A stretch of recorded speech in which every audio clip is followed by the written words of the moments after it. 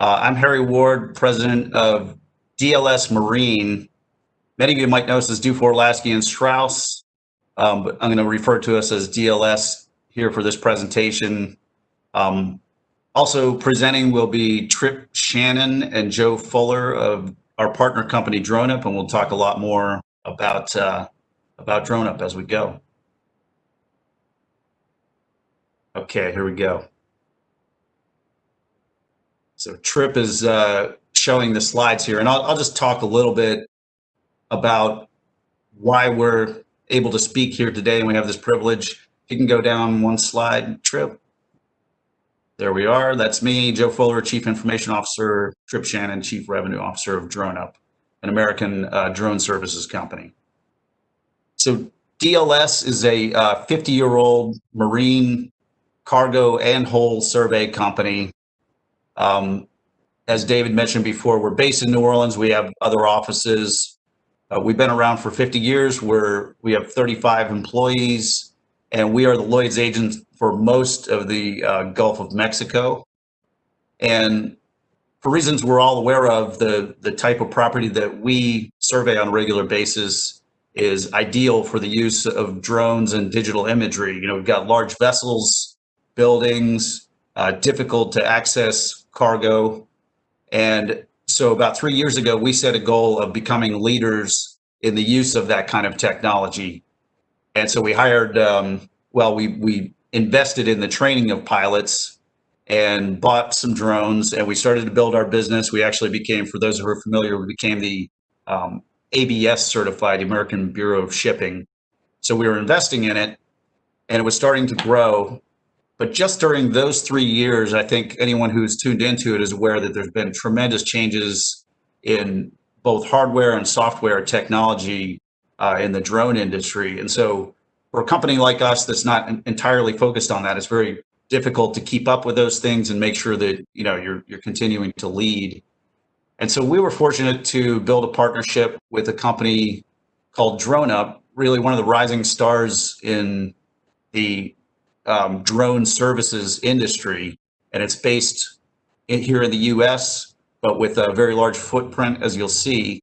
And so through that partnership, we've been able to keep up with all the latest changes in technology, employ those technologies for our clients, and reach clients that have equipment and property in a wide range of locations, as you'll see in some of the case studies that we do here. So it's been a great partnership for us. I'll let Joe and Trip explain that a little bit better, but want to thank everybody who's on today, and especially the Lloyd's team for giving us this opportunity. So thanks for your time and attention. Sure, everyone. Okay, fantastic. Sorry about that. So yes, as Harry mentioned, DroneUp is one of the leading drone services providers, and we do business throughout the world. We have roughly 17,000 pilots on our network. And we fly and collect data across our network platform. Having some issues. So here is a map. The areas in blue represent the locations where DroneUp currently has pilots in our network and is operating. As you can see, it's across the world. We have some locations where we don't currently have pilots. We are actively working to fill in those gaps and can easily find pilots in areas where we need them for projects that we're working on. The core of DroneUp is our pilot app. So we have an app to allow us to communicate with pilots across our network. The app allows us to not only communicate and find pilots for missions, but also to control those missions. We have very detailed procedures that we require from our pilots to ensure safety and to ensure that the data is collected accurately and appropriately. We walk our pilots through a pre-flight checklist before any flight that we undertake, and we provide insurance for all of our flights so that if there's ever any problem with our flights, they are covered with our insurance platform. In addition, we have a number of software solutions to allow us to control the missions, as I mentioned.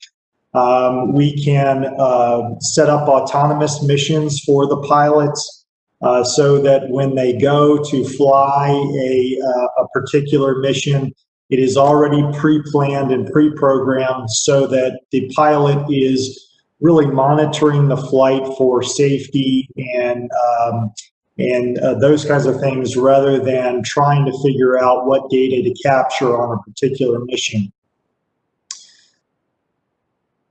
So the easiest way to talk about drones is to run through some case studies. So we put together some case studies of projects that we worked on with DLS. We're a very visual industry, and so we're going to show mainly pictures and video of that. And as I tell people, the important thing is you're going to see some examples of how drones have been used to provide a solution in certain scenarios, but with a new technology, it's always evolving and changing. And so we are constantly getting requests from people with new ideas on how to use drones in their missions and processes. So we're hopeful that you all will suggest some new ways, and we can work with Harry and DLS to solve your problems. Here is a project that we worked on with Wesley Cardwell at DLS, and Wesley is on the line also. This was a warehouse that was damaged by a tornado located in Nashville, Tennessee. We took a number of pictures around the facility and some video, which I'll show you in a second. We created a 2D orthomosaic image of the facility. So an orthomosaic image is one where we take a number of different pictures, and we have software that allows you to stitch those pictures together into one image. You can then drill down and go into various parts of the image to see the areas of interest for the facility. So the nice thing about our software also is that it allows you to notate areas of interest. With COVID, we've seen a rapid adoption of drone technology because it allows us to quickly deploy a pilot to an area of interest to collect the data, and then allows that data to be shared across organizations that are located in different parts of a country or in different parts of the world. Sorry, as I mentioned, the images allow the user to drill down very tightly to see an area of interest and to document damage on a particular area of interest. We can control this by the height that we fly. So if there is a requirement for very, very detailed imaging, we would fly a little bit lower and closer to the facility while still maintaining safety during the flight. Here is an example of where we created a 3D image from the facility, from the pictures that we took. The nice thing about 3D images is that it allows you to see variations in height. Here you can see in the very middle of the roof here that there is a place where it's indented that you wouldn't normally see with just a single aerial image or a 2D orthomosaic. So 3Ds allow you to get a different perspective on the facility. And if we weren't in a PowerPoint, we could show you how you could move around in this 3D image to see various areas of interest. You can also take measurements with our software. So in this case, we just took a basic roof measurement, but it allows you to measure the areas of damage so that you can create estimates to repair and share those estimates and that information again across an organization. Here is an example of the video that we created of the facility. So this is just a small clip of the video, but I wanted to give you kind of a quick example of how the drone can work to create, again, a very interesting perspective on the damage to this facility. Harry or Wesley, do you have any other comments you'd like to make on this case? On this case, the structure was deemed unsafe for us to actually go into the building, and we were able to fly the drone into the building and do an inspection and inspect the goods and get an assessment on what the inside of the building looked like without having to actually go in. Fantastic, thank you. So the second case that I'm going to talk about is a group of vessel inspections that we did with DLS. These were ships that were located in Leith and Sunderland, and what we were tasked with was taking images of the vessel to document the condition of the vessel at a particular point in time. Again, we can create 2D orthomosaics or 3D images of the vessels. It allows us to fly around and get different pictures from various viewpoints of the vessel. As you can see here, we can get up underneath the hull, and then we can drill down very tightly on any areas of interest. Again, the software allows us to document any area of interest, any damage, and then you create that digital record that can be referred to in the future. The other thing that we combined with the drone flight here is a 3D image of or 360-degree image of the inside of the vessel. So we view our pilots as data collectors. So they are collecting data both with a drone and in some cases with a handheld device. In this case, they wanted images of the engine rooms, of the galley, and the bridge and other areas of interest within the vessel. So we had our pilots take a 360-degree camera into the vessel and collect those images that, again, created a digital document that could be used to refer to at any point in the future.